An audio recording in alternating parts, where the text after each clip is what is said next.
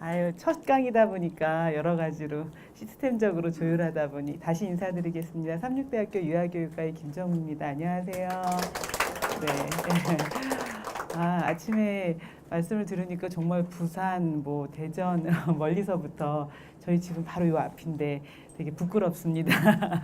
이렇게 여기 멀리서부터 이 강의를 듣기 위해서 와주셔서 감사하고 또 이음 부모 교육의 첫 스타트를 또 끊게 되어서 매우 영광스럽게 생각합니다. 오늘 제가 우리 선생님들과 같이 나눠볼 주제는 양육관과 양육태도라는 주제를 주셨는데요. 제가 부모교육을 원래 전공하고 또 부모교육을 유치원이나 어린이집 쪽에도 많이 다니고 이렇게 하면서 계속 느끼는 점은 뭐냐면 부모교육은 어떻게 하는 게 아니다. 왜, 무엇을 향해서 왜 본질적이고 근본적인 게 해답이 안 되면 어떤 문제 상황에 이렇게 딱 닥쳤을 때 어떻게 해야 될지 판단이 잘 안 서더라고요. 인터넷 열어보고 육아책 열어보면 이렇게 해라 저렇게 해라 어떻게 하는지에 대한 방법은 많이 있지만 그게 정말 좋은 방법인가? 정말 이게 하나님 앞에 맞는 방법인가? 이런 거에 대해서는 왜라는 질문을 해결하지 않으면 대단히 어려운 생각들이 듭니다. 그래서 네, 감사합니다. 네. 그래서 양육관과 양육태도라는 것이 어떻게 보면 좀 딱딱해 보이긴 하지만 결국에 우리가 생각하는 어떤 가치 또 신념 이런 것들이 결국에 우리의 양육 행위들을 양육의 실제들을 결정하게 되고 어떤 양육태도를 결정할까 고민할 때 이 근본적인 양육관이 양육의 어떤 방식들이 그 태도들이 영향을 주기 때문에 어떻게 보면 부모 교육을 할 때 가장 기초적으로 처음으로 해야 되는 내용이 양육관과 양육태도가 아닌가 이런 생각이 듭니다.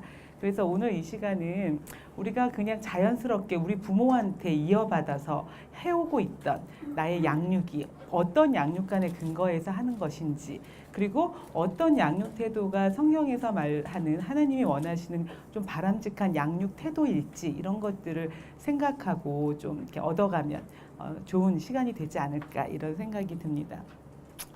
제가 부모 교육을 하면서 가장 초점을 두는 마지막 최종 그 목적은 행복한 부모 자녀가 아닐까 이렇게 생각하고 행복한 부모 자녀가 되려면 어떻게 해야 될까 뭐 이런 얘기들을 많이 이제 이야기하면서 시작을 해요.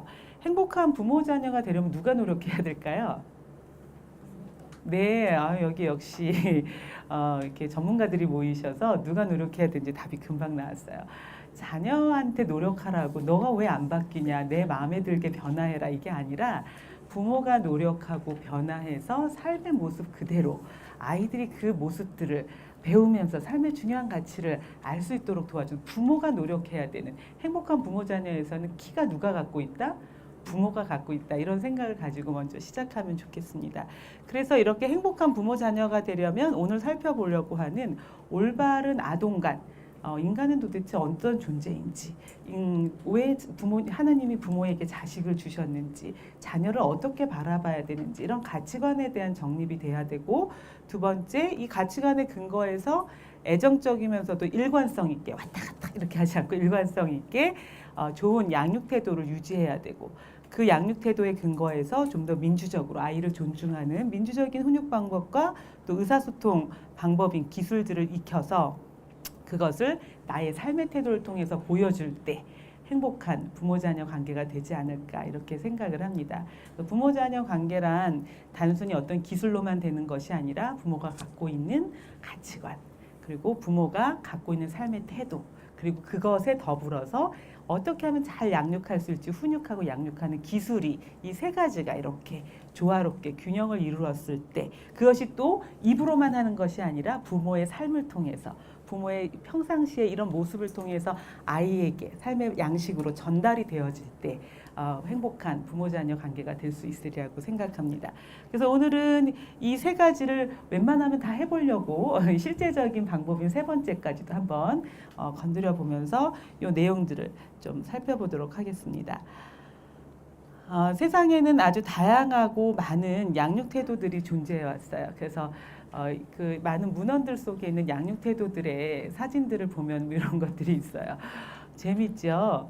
도대체 유모를 두어서 엄마가 아닌 유모를 통해서 자식을 키우는 건 언제부터 시작이 됐을까? 뭐 처음 태어났을 때 분명히 아담과 하와에게는 유모가 없었는데 하와가 키웠는데 왜 인간은 언제부터 유모라는 제도를 두고 또 요즘에는 어린이집 교사라는 제도를 두고 왜 이렇게 양육을 분할하고 나누게 됐을까? 첫 번째 그림은 제가 아직 답 안 드릴 거예요. 이따가 진행하면서 저게 무슨 그림일지 되게 신기하죠. 좀 탈의를 하신 분이 있어서 당황하실 수 있다 할 텐데. 네. 그리고 이거는 뭐 한눈에 딱 봐도 알겠어요. 이렇게 때리면서 양육하는 거 되게 때려라.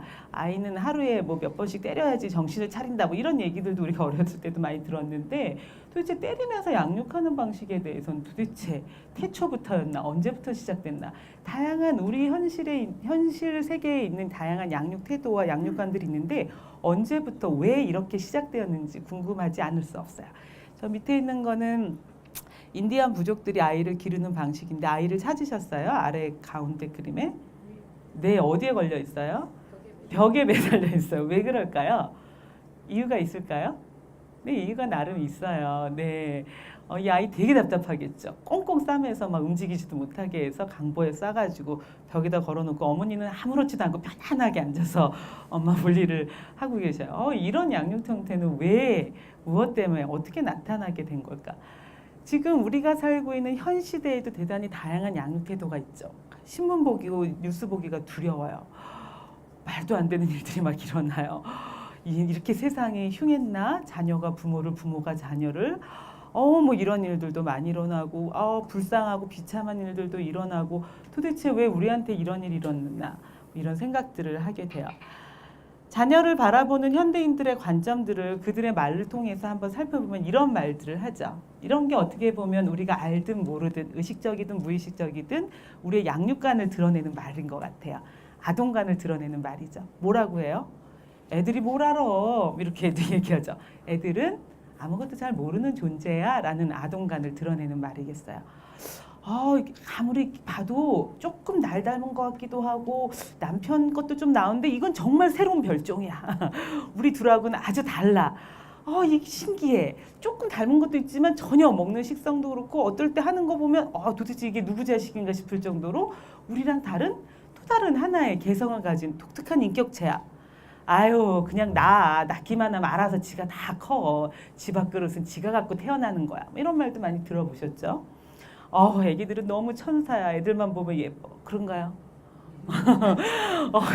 동의하기 쉽지 않으세요? 네. 이 말에 더 동의하시나요? 애들이 얼마나 영악한지 알아?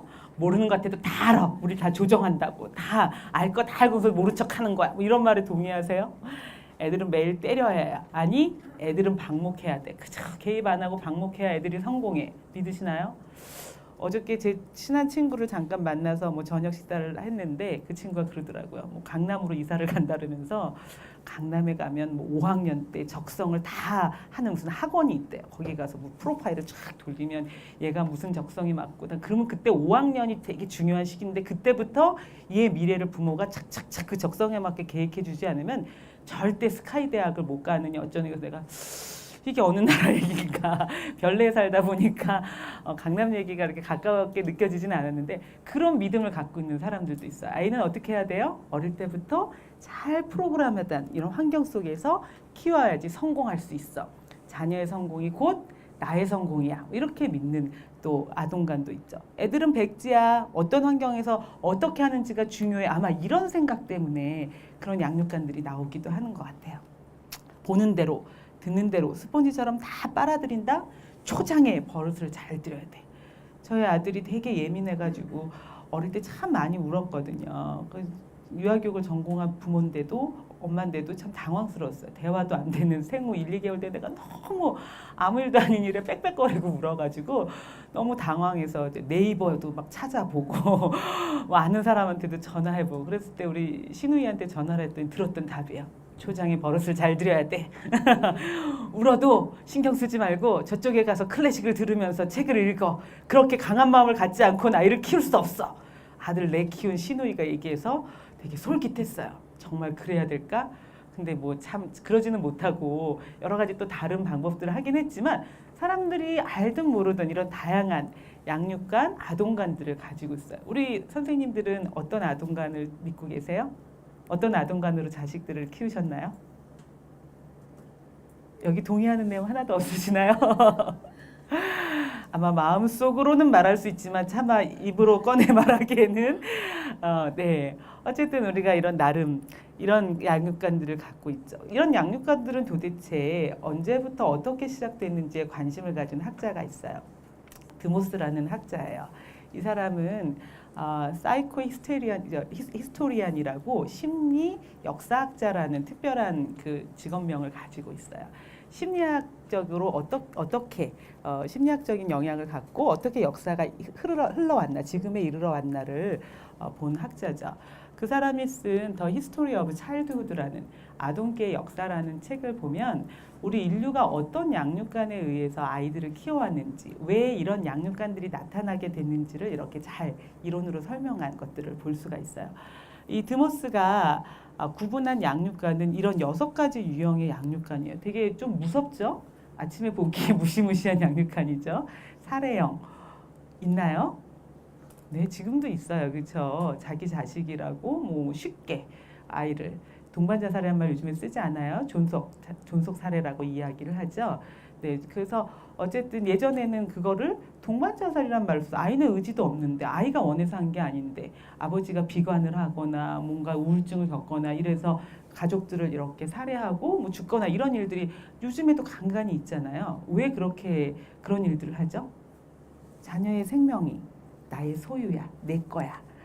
그렇기 때문에 내가 마음대로 결정할 수 있어라는 아동관을 갖고 있기 때문에 쉽게 아이를 죽이거나 버리는 행위도 할 수 있는 거죠. 그래서 우리가 그것을 어떻게 그런 일이 이렇게만 볼 것이 아니라 그 밑에 깔려 있는 그 사람이 사람을 보는 인간관, 특히 자녀를 보는 자녀관이 어떤지가 그 사람의 행위에 영향을 준다는 걸 우리가 좀 깊이 생각해 볼 수 있을 것 같아요. 포기 유기형은 이제 사례형은 고대 시대 때 많이 일반적이었던 양육 태도라면 포기 유기형은 중세 시대 때 아주 일반적이었던 양육 태도라고 해요. 일반적이라기보다는 그때부터 시작이 된 거죠. 함부로 죽이지는 못하지만 콘스탄티누스 황제가 로마 황제가 영아 살해라는 건 죄야라고 그 칙령에 법에다가 그걸 쓴 이후로 사람들이 함부로 영아를 죽이지 못했어요. 그 이전까지는 313년 이전까지는 영아를 죽여도 아무 문제가 되지 않았던 대단히 영아의 인권들이 없었던 사회인 걸 볼 수 있죠. 근데 그 콘스탄티누스 황제가 법을 만들고 영아 살해를 하는 게 죄라는 것이 만들어진 후에 이제 아이를 죽이는 거에 대해서 죄책감을 조금씩 느끼고 쉽게 죽이지 못했어요. 하지만 기르는 거에 대한 부담감은 있었어요. 왜? 중세 시대는 암흑 시대잖아요.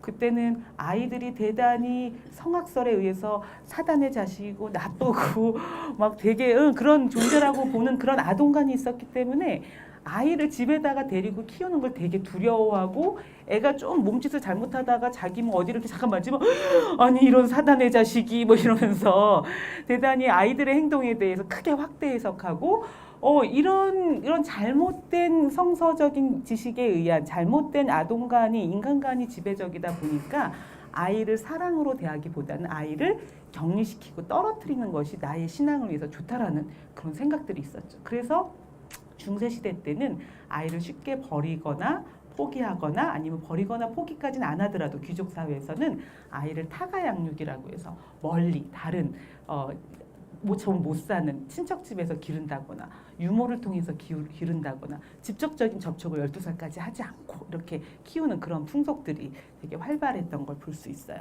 갈등형은 약간 르네상스 시대 때 많이 이제 있었던 일반적으로 시작된 건데 르네상스가 그러니까 인본주의잖아요. 사람에 대한 관심이 많이 생겨나기 시작했거든요.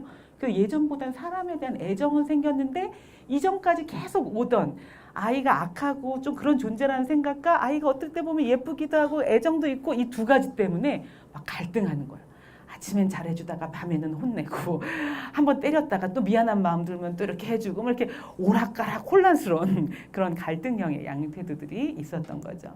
뭐 그러다가 이제 18세기, 19세기에 가정으로 아이들이 다시 돌아오면서 아버지에 의해서 엄격한 훈련형도 있었다가 또 프로이드 이론 이후에 사회와 가정으로 커가는 과정에서 부모, 특히 엄마의 역할이 중요하다고 하는 이런 양육관도 있다가 또 지금 최근에 1980년대 이후에는 좀 도와줘야 되는 동반자적인 입장에서 수평적 관계에서 도와줘야 된다라는 조력형의 그런 양육관으로 이렇게 다양하게 시대의 변화에 따라서 이런 양육관들이 생겨나고 그 결과로 지금 현재 이 사례형부터 조력형까지 다양한 유형의 양육관이 공존하게 되었다고 드모스가 주장하고 있어요. 좀 이런 얘기라서 조금 어려우신가요? 그렇게 어렵진 않으시죠? 네.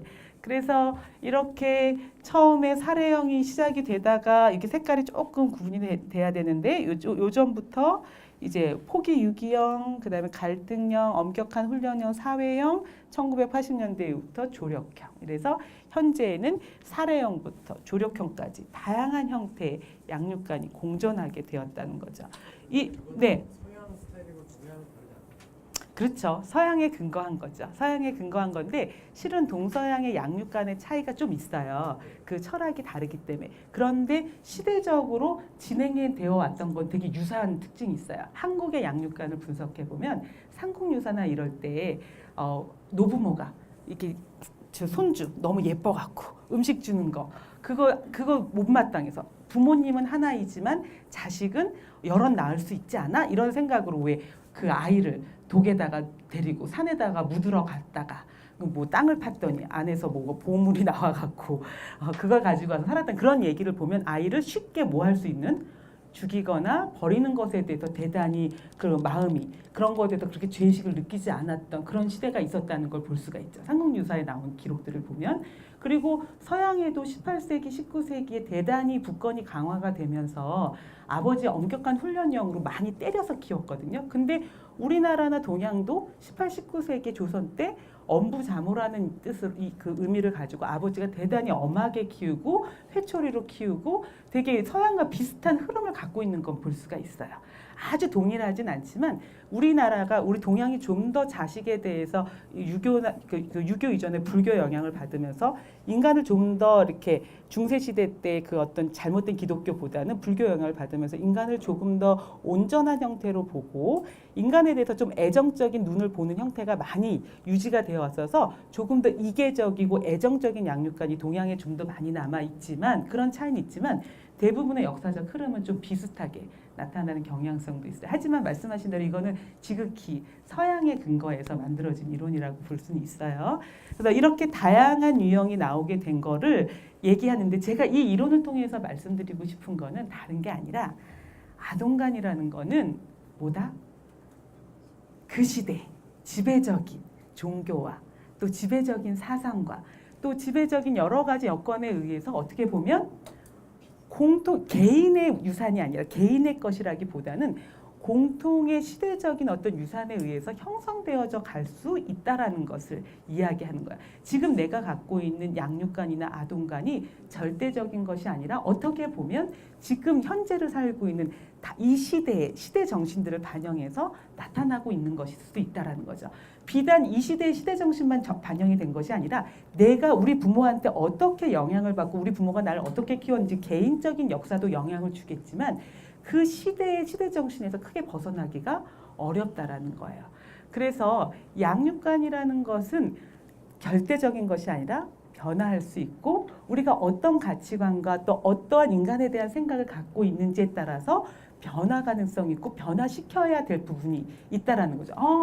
그거는 옛날부터 내려오는 거니까 그냥 받아들이고 그렇게 키우면 돼가 아니라 정말 우리 신앙에 비추어서 우리 가치관에 비추어서 어떤 것이 바른 인간관인지에 대한 자각을 가지고 우리가 새로운 양육관으로 우리가 개발하고 변화시켜 나간다면 30년 후, 60년, 한 세대, 두 세대 후에는 또 다른 양육관이 우리에게 출현할 수 있다라는 거죠. 그렇기 때문에 우리가 현재 믿고 있고 우리가 지금까지 해왔던 양육관이 어떤지를 좀 점검해보고 또 신앙에 근거한 올바른 양육관과 양육태도가 무엇인지를 우리가 확립하면서 그걸 계속 노력하다 보면 우리 세대 당장은 안 돼도 우리 자식 세대 그 다음 세대에는 그 신학적 양육관과 양육태도가 전수될 수 있다는 그런 가능성을 이야기해 준다는 점에서 제가 드모스 이론을 여러분에게 소개시켜드리고 싶었습니다. 네. 앞에 좀 시리어스한 내용을 조금 이제 뒤로 하고 이렇게 양육관들 현재 공존하고 있는 다양한 양육관들을 조금 제가 나름대로 정리해 봤더니 한 4가지 정도의 양육관들로 정리될 수 있지 않을까 이렇게 생각이 들었어요. 첫 번째는 아까 우리 부모들이 흔히 하는 말들 또 드모스 이론 이런 거 다 저 정리해서 봤더니 내버려두면 혼자 알아서 잘 크는 존재라고 믿는 양육관이 있어요. 이런 양육관이 있으면 부모는 어떤 양육 태도를 하게 될까요? 네, 방임형의 양육 태도를 하겠죠. 안 돌봐도 돼. 그냥 먹을 거 좀 주고 적절한 환경 주면 알아서 지가 잘 클 거야 라고 믿는 거죠. 이렇게 방임형의 양육 태도를 갖게 되면 자녀들은 어떤 행동 특징들을 보일까요? 나중에 좀 더 깊이 살펴보겠지만 우리가 갖고 있는 상식으로 한번 생각해 보면 사회적 규범을 잘 못 받아들여요. 사회적 규범에 맞게 못해. 지금 우리 선생님 말씀하신 대로 자기 욕구에 충실하게 되지 사회적 규범에 따라서 좀 참아야 될 때, 기다려야 될 때, 배려해야 될 때 이런 사회적 양식들을 잘 학습하지 못하고 성장하게 되죠. 두 번째는 미성숙하고 아주 부족한 존재야. 말을 잘 듣고 잘 따라와야 되는 수동적인 존재야. 그래서 부모가 모든 규칙을 정하고 어떻게 무엇을 배워야 될지 배워야 될 학원을 정하고 모든 인생의 스케줄을 두고 내 말만 잘 들어. 엄마 말을 들으면 자다가도 떡이 생겨. 막 이러면서 엄마 말 들어야지 착한 아이야. 이러면서 아이를 모든 것들을 부모가 주도적으로 아이의 인생을 끌고 가는 그런 양육 태도를 갖게 되겠죠. 이런 양육관을 갖고 있다면. 세 번째는 아이들의 모든 것은 선하고 아이들의 모든 것은 결정은 다 옳아라고 아주 철저하게 성선설에 근거한 그런 아동관을 갖고 있는 사람도 있어요. 그렇기 때문에 애가 원하는 대로 마음껏 해주는 게 좋은 부모야. 아이가 마음껏 자기 안에 있는 가능성을 막 개발할 수 있고 막 표현할 수 있도록 지원해주는 게 부모지라고 생각하는 양육관, 아동관도 있어요. 이런 부모는 어떨까요? 대단히 사랑을 많이 할 거예요. 원하는 거 다 해줄 거예요. 그렇죠? 이런 아이도 아까 방임형과 마찬가지로 방임형하고 요거하고 조금 다른데요. 방임형은 자기 존재를 확인하기 위해서 끊임없이 비사회적인, 좀 비행적인 행동들을 많이 해요. 거짓말을 하거나 물건을 훔친다거나 이제 존재감이 확인이 안 되니까 그런 걸 통해서라도 확인하려고 하죠. 이 세 번째 이런 걸 우리가 이거는 방임이 아니라 뭐라고 하냐면 허용적인 양육 태도라고 하는데 이런 허용적인 양육 태도 밑에서 자란 아이는 모든 사람이 다 자기를 뭐 해야 돼요? 지지해주고 내가 하자는 대로 해줘야 되고 그렇게 안 되면 대단히 불편하고 내가 누군가에게 맞추고 누구를 이렇게 배려해주는 게 되게 어려운 그런 아이로 자라게 되죠. 마지막으로는 자신만의 발달적 특징을 가진 독특한 존재다. 자신의 성장에 대해서 능동적이고 긍정적인 힘을 가지고 있다. 부모와는 다른 독립된 인격체다라고 보는 그런 아동관이 있을 수 있겠어요. 다 네 개를 보니까 어때요? 아주 뭐가 다 답이 아닌 것도 아닌 것 같고 다 답인 것 같지도 않기도 하고 도대체 이 세상에 현존하고 있는 이런 다양한 아동관에서 뭐가 우리가 붙잡고 가야 될 아동관일지 조금 혼란스럽죠. 현실이 그래요. 저도 부모 교육하고 아동의 발달을 가르치고 뭐 이러면서 도대체 아동은 어떤 존재일까, 인간이 어떤 존재일까 할 때 이런 다양한 의견들을 볼 때 어떤 게 진짜일까 되게 고민이 많이 돼요. 이거 뭐가 진짜일까를 계속 고민하고 배워가고 성장하는 게 바로 부모가 성장하는 과정이 아닐까 이런 생각이 들어요. 그러면 이때 성경에서 얘기하는 아동관이 무엇인지 보면서 현대의 다양한 일반 교육학 이론에서 부모교육 이론에서의 아동관과 비교하면서 아동관을 좀 살펴보면 좋겠어요. 우리 성경의 아동관은 말씀대로 성경에서 찾아야겠죠. 성경에 창세기 1장 26절에 우리의 형상을 따라 우리의 모양대로 사람을 만들고 라고 했어요. 그래서 인간은 어떤 존재예요? 하나님의 형상대로, 하나님의 모양대로 만들어진 존재죠. 그러니까 나를 통해서 나왔지만 나의 소유물이나 나의 것은 아니에요. 누구의 것이에요? 하나님의 것이에요. 하나님이 고유의 그 아이를 위한 목적과 어떤 이유를 갖고 창조하신 하나님의 소유죠. 그렇기 때문에 나의 유전자, 남편의 유전자를 좀 담긴 했지만 고유의 인격체를 가지고 있는 또 다른 삶의 목적과 양식을 가진 독립된 인격체라는 개념을 가지셔야 돼요. 나의 소유물이 아니다라는 게 성경에서 첫 번째 말하는 아동관이겠어요. 두 번째, 아비들한테 특별히 얘기를 해요. 아비들아, 너희 자녀를 노엽게 하지 말고 오직 주의 교양과 훈계로 양육하라. 에베소서 6장 4절. 저도 결혼해서 이렇게 남편이랑 살아보니까 이상하게 다 그런 건 아니지만 어머니들 중에서도 그런 분 있겠지만 아버님들이 우리 오래된 엄부자모의 그 영향 때문인지 좀 엄하게 아이들을 자꾸 하고 자꾸 노엽게 하고 좀 이렇게 화로서 아이를 다스리는 경우가 많이 있더라고요. 그런데 저는 여기서 아비한테 초점을 두고 싶지 않고 이 빨간 줄에 초점을 두고 싶어요. 뭐에? 주의 교양과 훈계로 양육하라. 우리가 양육할 때 나의 교양과 나의 훈계, 나의 생각과 나의 가치가 아닌 누구의 교양? 주의 하나님의 교양과 하나님의 훈계로. 왜? 누구의 자녀니까? 하나님의 자녀니까 하나님의 말씀을 깊이 묵상하면서 하나님의 훈계는 무엇인지, 하나님이 갖고 있는 속성은 무엇인지, 교양은 무엇인지 그것대로 양육하는 것이 우리가 성경에서 우리 부모의 역할 또 아동관이라고 볼 수가 있겠어요. 두 번째, 성경이 말하는 아동관은 잠언 22장 6절에 있는 말씀을 갖고 제가 생각해 봤는데 마땅히 행할 길을 아이에게 가르치라. 그리하면 늙어도 그것을 떠나지 아니하리라 라는 말씀이 있어요. 여기서 제가 빨간 줄을 친 게 뭐죠? 아이에게. 왜 여기다 빨간 줄을 쳤을까요? 네, 이걸 보니까 떠오르는 우리나라 속담 뭐가 있을까요? 네, 역시 지혜로우세요. 3살 버릇 여든 간다. 아이에게 가르치라 했어요. 청년에게 가르치라 그러지 않았어요. 마땅히 행할 길, 어떻게 살아야 될지, 삶의 가치, 삶의 중요한 일들, 이걸 언제 가르치라고요? 아이에게 가르치면 늙어서도 그것을 떠나지 않아요. 인생에서 아이들한테 무엇인가 발달하고 뭔가 학습하는 데 있어서는 최적기, 결정적인 시기, 크리티컬 피어리어드라고 얘기하죠. 가장 잘 배우는 시기가 있다라는 인생의 결정적 시기를 성경에서도 이야기하고 있어요. 보통 모국어 습득하는 데는 언제가 결정적 시기일까요? 왜? 우리가 만으로 하면 우리나라 나이로 하면 4세고요. 만으로 하면 0에서 2세예요. 이때 모국어를 제대로 접하지 않으면요. 모국어가 나중에 6살, 7살 때 아무리 배워도 들어가지 않아요. 그 시기에 2년을 정확하게 팍 경험을 많이 하고 들으면 희한하게 나중에 20년 배운 것보다도 훨씬 더 모국어를 잘 배우게 되거든요. 외국어도 막 우리가 유아기 때부터 막 열심히 돈 들여서 하는데 실은 외국어의 결정적 시기는 또 언제예요? 어차피 외국어니까 우리가 네이티브 아니고 이중언어 할 수 있는 상황이 아니잖아요. 외국어로서 영어 받아들일 때 외국어의 결정적 시기는 언제예요? 초등학교 4학년부터 중학교 때까지. 이게 이미 언어학자들에게 이미 밝혀진 거예요. 그러니까 우리가 괜히 헛짓하면서 유아기 때 막 초등학교 때 돈 많이 들고 막 다른 거 해야 될 거 안 하고 그 시기 해봤자 소용이 없고 효율성이 없는 거예요. 각 모든 것이 가장 잘 발달할 수 있는 결정적 시기가 있다라는 거는 교육학자들과 발달 심리학자들이 이미 오래전에 다 정립해 놓은 이론이거든요. 그런데 성경에도 뭐라고 있어요? 마땅히 행할 길. 마땅히 행할 길이라는 건 뭐예요? 인성이에요. 성품이에요.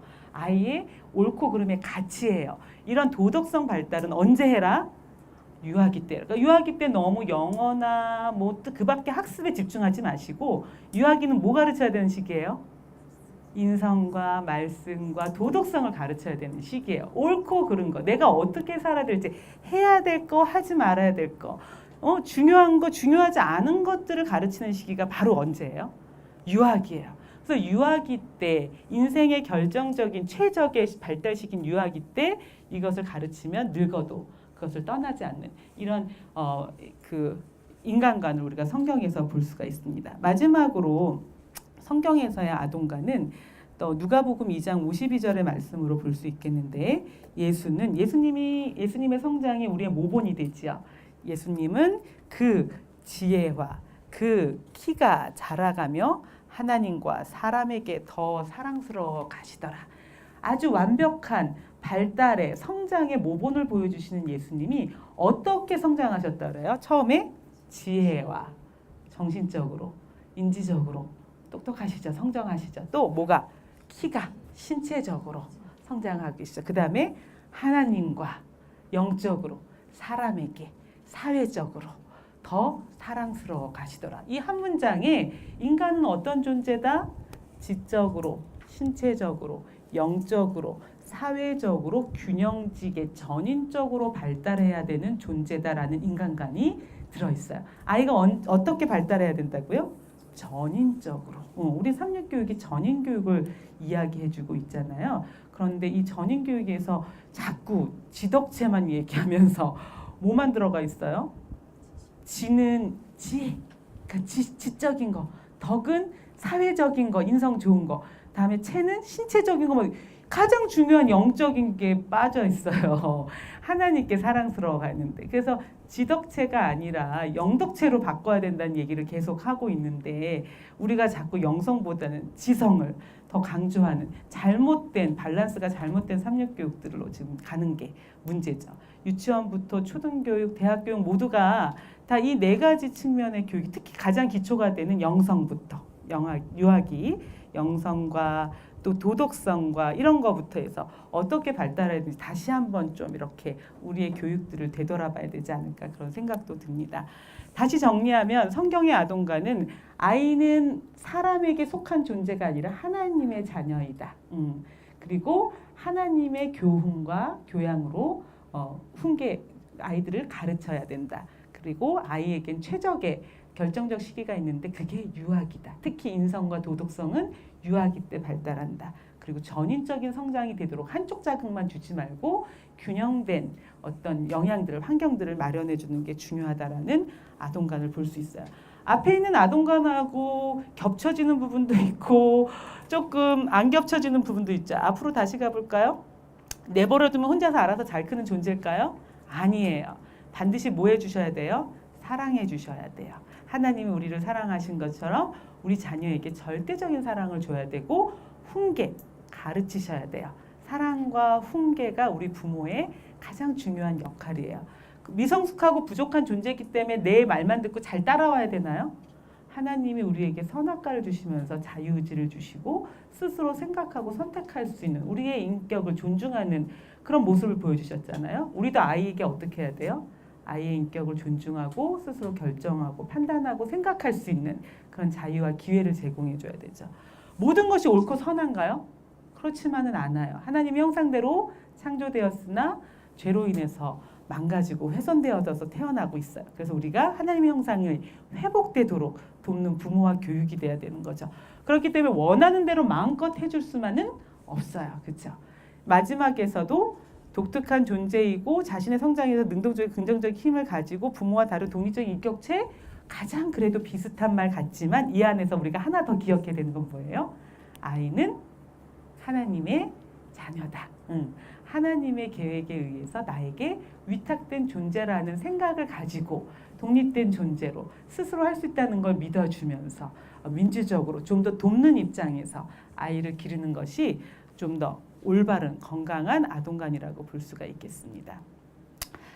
그렇다면 이런 양육관에 근거해서 나의 양육 태도는 어떠한지 조금 테스트해보는 시간을 가질까요? 여러분들 교재에 양육관이 이게 뭐 완벽한 건 아니에요. 그런 설문도구를 하면 시간이 오래 걸리니까 아주 간략하게 해놓은 양육태도 내용이 있습니다. 한번 지금 잠깐 시간을 내어서 19번까지 세 가지 중에 나는 어느 쪽에 가까운가 표시해 볼까요? 표시하실 때 이상적이다. 이게 좋네. 이렇게 하시는 게 아니라 정직하게, 솔직하게 내가 어떻게 하는지 이렇게 표시를 하시고 난 아직 미혼이라 이거 좀 어렵다 그러면 부모의 양육 태도를 한번 테스트해 볼까요? 내가 자랄 때 우리 엄마가 어떻게 하셨나, 우리 아빠가 나에게 이런 상황에서 어떻게 하셨나 생각하면서 이 번호를 한번 체크해 보시면 좋겠습니다. 다 해보셨나요? 네, 그러면 세 가지 중에서 허용적인 양육 태도가 가장 점수가 높게 나타났다. 한번 손 들어봐 주시겠어요? 별로 없으시네요. 되게 엄하시네요, 다들. 나는 이 세 개 중에서 두 번째인 좀 권위적인 양육 태도가 좀 높게 나타났다. 네, 용기 있으세요? 또 한 분? 한 분? 아니세요? 네, 나는 세 번째 조금 권위가 있는 양육 태도가 좀 높게 나타났다. 민주적인 거랑 권위가 있는 이랑이 같은 말이에요. 네, 민주적인 권위가 있는 양육 태도가 좀 높게 나타났다. 바라시는 이상향을 쓰신 거 아니에요? 이랬으면 좋겠다. 아마 난 이랬을걸? 이런 일이 일어나진 않았지만 난 이럴걸? 이렇게 자신에 대한 어떤 이상향을 갖고 쓰셨든 어쨌든 실제이든 아주 좋은 모습이십니다. 네. 사람들이 양육관이라는 것은 잘 인식을 못해요. 내가 어떤 인간관을 갖고 있는지까지는 아주 내면 깊이 있는 거라 거기까지는 잘 끄집어내지 못하지만 내가 실제로 아이들을 어떻게 대하는지 양육 태도들은 눈에 보여지고 그리고 쉽게 측정될 수 있죠. 그래서 많은 학자들이 사람들의 양육 태도가 참 다 다르네. 어떤 유형이 있지? 이런 유형을 만드는 것들을 대단히 오래전부터 연구를 해왔어요. 1960년부터 80년까지 활발하게 양육 유형에 대한, 양육 태도 유형에 대한 연구들이 많이 있었고 대표적인 학자들이 아주 많이 있어요. 근데 저는 그 많은 학자들 중에서 바움린드라는 그 학자의 양육 태도 유형 이론을 좀 오늘 소개를 해드리려고 해요. 제가 많은 이론들을 공부하고 또 많이 강의를 했지만 우리 기독교적인 사상에는 이 사람이 이야기한 게 이렇게 뭔가 연결고리가 가장 잘 맞지 않을까 생각이 들어서 바움린드 이론을 좀 소개하려고 하는데 이 바움린드는 인간의 양육 태도에 있어서 두 가지 중요한 부모의 역할이 있다고 전제를 내렸어요. 그 점이 아주 마음에 들어요. 이렇다 저렇다라기보다는 인간이 하는 중요한 양육의 부모의 행동에는 애정과 통제란 말이 조금 부담스러워지죠. 훈계라고 할까요? 훈육이라고 할까요? 가르치는 거 얘기하는 거예요. 사랑하는 것과 가르치는 것이 부모로서 해야 되는 중요한 두 가지 역할이다라는 전제를 가지고 있어요. 우리 성경에도 그렇잖아요. 사랑하고 노엽게 하지 말고 또 어떻게 하라고요? 노엽게 하지 말고 사랑만 하라지 않고 분명히 주의 교양과 또 교훈으로 훈계하라고까지 하셨거든요. 가르치라고 마땅히 행할 길을 가르치라고 하셨거든요. 그 부모가 해야 되는 두 가지 역할, 애정과 훈육, 훈계, 통제 이렇게 두 축을 가지고 이것이 어느 정도의 빈도로 있느냐에 따라서 네 가지의 양육 태도를 제시를 하고 있어요. 허용적, 무관심, 권위주의적, 권위가 있는 이렇게 네 가지로 했어요. 한번 하나씩 볼까요? 무관심한 부모는 어떤 부모입니까? 애정도 낮고 훈육하지도 가르치도 않아요. 통제하지도 않아요. 내버려 둬요. 이 부모는 아까 우리가 앞에서 봤던 어떤 부모일까요? 방임하는 무관심한 부모죠. 우리가 때때로 나는 아무것도 안 했는데 우리 자식이 알아서 저렇게 잘 컸어. 뭐 이런 어르신들이 하시는 말씀이 있어요. 그거는 방임은 아니에요. 우리가 여기서 얘기하는 방임은 정말 부모로서 해야 될 약간의 우울증이나 가정 파탄이나 여러 가지 이유로 해서 부모가 해야 될 것도 하지 않고 방치된 그런 상태를 말하는 거죠. 그래서 마땅히 줘야 될 애정도 충분히 주지 않고 가르치지도 않고 내버려둔 상태. 아까 이런 아이들은 어떤 특징을 갖는다고 했죠? 내 존재감을 느껴야 되는데 내가 어딘가 소속되고 존재감을 느끼고 사랑을 받아야지 자신의 존재가 확인이 되는데 그것이 안 되니까 존재 확인을 하기 위해서 계속 반사회적인 행동들, 뭔가 받아들여지지 않는 특이한 행동들을 하면서 그 관심을 이끌어내기 위해서 문제 행동들을 일으키는 경우들이 이 경우에서 많이 발생된다고 볼 수 있죠. 이 내용들은 조금 이따가 좀 더 자세히 살펴보도록 할게요. 두 번째는 애정은 충분히 줘요. 그런데 뭐 하지 않아요? 통제하거나 가르치지 않아요. 훈육하지 않아요. 어떤 부모죠? 아까 아이는 선한 존재가 원하는 대로 마음껏 해줘야 돼. 우리 무조건 서포트만 해줘야 되는 게 좋은 부모라고 믿는 그런 아동관에 근거한 양육관이죠. 어떤 부모?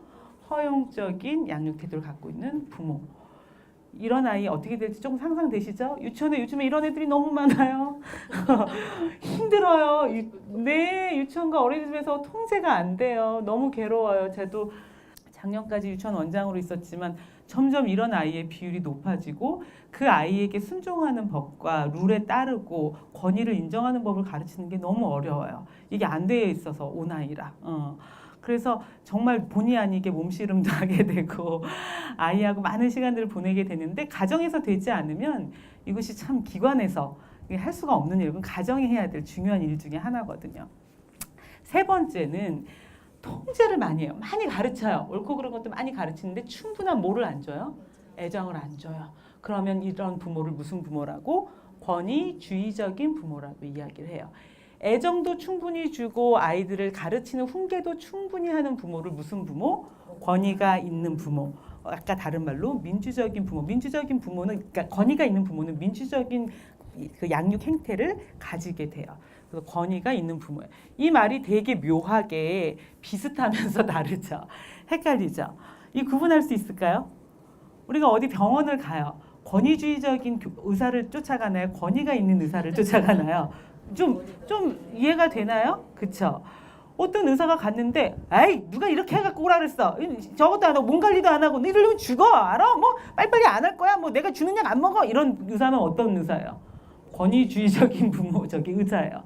권위가 있는 의사는 굳이 화내지 않더라도 그의 전문성과 그의 섬세한 애정과, 그렇죠, 그의 가이드로서 이렇게 믿고 따를 만한 그런 의사가 되는 거죠. 우리가 필요한 게 뭐예요? 권위가 있는 부모가 되는 거죠. 아이들이 부모의 권위를 인정하고 따르고 순종할 수 있어야지 하나님의 권위도 믿고 따르며 순종할 수 있어요. 부모를 보고 믿고 그 부모와의 관계가 결국에 아이의 신앙의 기초가 되어서 하나님과의 관계까지 연결이 되기 때문에 부모는 어떤 모습을 보여줘야 돼요? 권위가 있는, 권위라는 건 근데 아시다시피 스스로 만들어지는 건 아니에요. 본인의 인성과 본인의 삶의 태도와 가치들이 어우러져서 아이에게 풍겨지는 것이지, 내가 부모야, 알았어? 부모 말을 들어. 아빠가 이 집에선 대장이다, 알았나? 이래갖고 만들어지는 건 아니죠. 그럼 권위가 있는 부모가 되려면 어떻게 해야 되는지 우리가 알아볼 텐데, 잠깐 쉬었다가 세 가지 유형의 문제점들을 살펴보고 권위가 있는 부모가 되기 위해서는 어떤 구체적인 양육 기술이 필요한지 알아보도록 하겠습니다. 40분까지 쉬면 될 것 같아요. 40분까지 쉬었다가 다시 모이도록 하겠습니다.